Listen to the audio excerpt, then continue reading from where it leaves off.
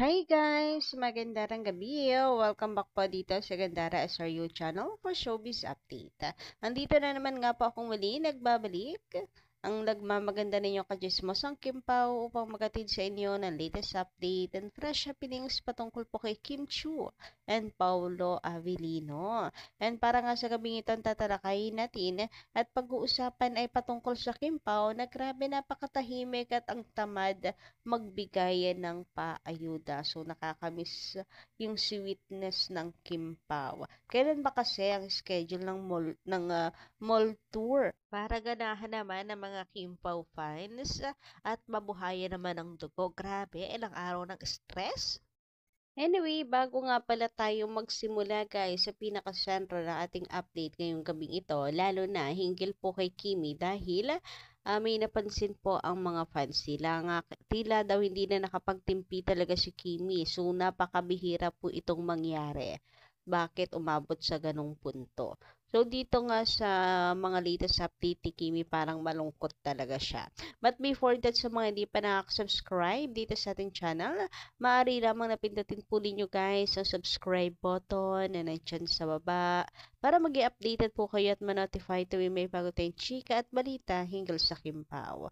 Basta mga balita na may kinalaman kay Kim Chiu and Paolo Avellino, sagot na natin yan. And ngayong gabi ito, unahin natin pag-usapan itong larawan na to. Uy, nakakatuwa naman. May pa then and now ang mga fans. Nakakatuwa na talagang yung mga fans ni Kimi mula noon hanggang ngayon ay solid na supporters talaga. Sabi nga dito, ang cute. Ang cute na naglalabasan na ang mga dating Kim Chiu fans. Napaka-active ng Kim Nation na, kaya lumalabas tuloy ang old pics. Ito ang entry ko from batang hindi pa grabehan yun tutut to oldie na pwede na daw mag-asawa. Ganun na pala katagal kong mahal si Kim Chiu. 18 years 18 years and counting. So, ayan, nakakatuwa yung mga pa then and now. And si Kimi ay grabehan. Hindi tumatanda naman talaga. Ang pretty pa rin. Anyway, thank you so much sa Mitch sa pag-share mo ng iyong uh, fangirling journey kay Kimi. For sure, hindi ka nagsisisi na sinuportahan mo si Kim Chiu dahil talaga namang napakabait. Worth it naman talaga na suportahan. Good influence. Samantala, narito naman ang ilang ganaps ng Kim Pao nung sa Dubai. And then, sobrang nakakamiss yung mga events ng Kim Pao talaga. Huy, kailan ulit meron? Yung mall tour na lang talaga inaasahan ko. Magbigay na kayo ng petsa para mabuhayan ng mga fans. And Kimi, baka naman, may iba ka pa dyan at marami ka pa dyan na mga tinatago sa baul na paayuda ninyo ni Paolo Avellino. Alam ko napaka-busy mo nitong nakaraan kaya hindi mo ma-upload. Pero ngayon, baka naman, ano? Nakakamiss na kasi ang Kim Pao. Kaya naman pala, halos sagad-sagad din na tayo nung December ng ayuda kasi January may pagdadaanan tayong pagsubok and madadalangan ang paayuda. Pero ganun pa man, still we are patiently waiting para sa movie ng Kim Pao. So nakakamiss talaga na makita silang magkasama. Ang tamad nila magbigay ngayon ng ayuda. Apakatahimik be. Sa ayuda na lang talaga babawi. Sabi nga dito ni Day Rodriguez, Good PM Gandara. Ang gulo ng ating 4 na araw dahil sa mga nangyari. Nakakaawa si Kim. Habang tinitingnan ko siya, nakakaramdam ako ng galit sa mga taong gumawa sa kanila ng ganito. Masaya kaya sila? Nakakatulog kaya siya or sila? Habang si Kim umiiyak, nalulungkot pag binibigyan ng ganitong sakit ng kalooban. May kapalit din yan. Diyos lang ang bahala, Diyos na lamang ang bahala na magpalit ng biyaya. Siguro nga, Kim, tama lang na magpahinga ka muna. Sandali, ipagdasal mo muna yung mga taong mga hindi marunong rumispeto. So, ilang araw na talaga tayo stress. Tapos, ang tahimik pa ng Kim Pao, madamot sila magbigay ngayon ng ayuda. Samantala, hindi na nga lang po si Papi Paolo ay nag-delete ang collaboration with Star Cinema. So, bakit kaya? Meron ako nababasa na bakit kaya, di ba, nag-promote na po siya ng movie nila ni Paolo Avellino sa page and of course, doon sa kanyang event sa Davao para sa Julius sa Masaya Caravan. Pero bakit nag-delete pa din ng collaboration sa Star Cinema? Hindi pa rin ba tapos ang drama? Ito nga, from this to this. Ito po, ito para maging malinaw. So, ito, from this, makikita nyo dito, nakapin pa po ang movie nila ni Paolo Avellino. Todo promote si Kim and Paolo para sa movie nila na My Love Will Make You Disappear. Ayan, makikita nyo, nakalagay dito, from this. Ngunit, burado na ngayon. Eto na siya ngayon. O di pa, pakatahimik po ng account ni Kimi. From ang sarap sa mata, ang saya-saya, to this na parang ang lungkot. Wala yung happy feel natin. Si Kimi kasi nananatili na nakapin pa rin sa kanya yung yung promotion nila sa movie nilang dalawa ni Papi Paolo nung mag-delete si Pao. Pero ba't ngayon na nag-promote na si Kimi at lahat-lahat saka pa nag-delete?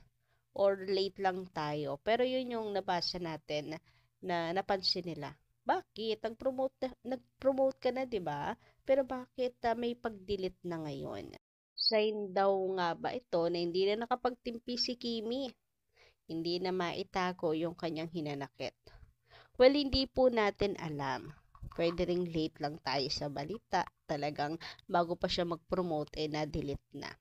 Anyway, sabi pa dito, haha. From Virginia Guzman, isa po sa ating mga komentor. Sabi niya rito sa kanyang comment, ha ha ha, Kim Pao is not in the business of competing. They love their craft and only want to make people happy, to give people happiness with their performance. Let's not think of Kim Pao feeling of being too concerned and threatened by other well-known and high-ranking shows being shown at the same time of their movie. Their mindset is not the same as Star Cinema or Star Cinemas and SM Cinemas. Fear of Kim Pao's movie as inferior to the show scheduled at the same time of Marvel's show.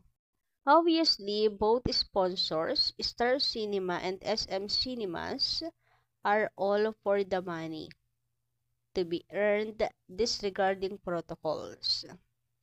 Is there kind and professionalism we should support? I only support Kim Pao in this regard. So, hindi po after money nga daw po si Kim and Paolo. Sila ay para mapasaya po ang mga fans.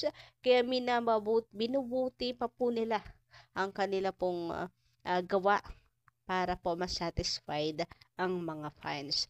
Para worth it yung paghihintay ng mga fans. Pero mukhang Star Cinema ay business is business na lang talaga ngayon eh. Hindi na natin mako-question yan. Talaga namang business is life na ngayon. And yes, ako naniniwala pa ako na Kim and Paolo is not after the money na. Gusto na lang nila makapagpasaya talaga ng mga tao at mapasaya ang mga tao sa kanila pong performance. Pero wag rin po tayong bulag-bulagan. Ang tamang term ba doon? Basta wag po tayong na hindi rin natin gusto na kumita ang movie. Siyempre, gusto natin kumita ang movie ng Kim Pao. Samantala, sabi naman dito, from Maricar Lim, masaya na ako na matuloy ang movie. Sana wala ng aperya. all the way support tayo sa Kim Pao. Hindi ko ma-accept. Ang hindi ko ma-accept ay yung hindi nila pag-inform agad sa Kim Pao na marere-sked ang movie. Hindi tama yon. Respect for persons who are involved. Ang tagal nilang nag-announce tapos 2 times na nare-sked. Hindi tama yon. Kung hindi pa na-arrange, dapat ng Star Cinema lahat ng dapat na i-arrange. Sana hindi nagbigay ng playdate. Sana hindi na ito maulit. Not only for Kim Pao but also for the other artists. Ang daming Kim Pao fans ang pinospond ang December vacation nila for the movie. Kaya February ang tickets nila pauwi ng Pinas. Imagine ang perwisyo sa mga fans na affected. Anyway, move on na. Nilabas ko lang ang sentiments ko. But as a solid Kim Pao fan, I will always support them till the end, praying for Kim Pao's movie success. So yun lang po muna guys sa ating update ngayong gabing ito. Ano pong inyong masisay patungkol dito? Pa-comment ka lang dyan sa baba. And hanggang dito lang muna. Maraming salamat sa inyong pakikinig and kita-kits sa susunod po nating balita. Maraming salamat.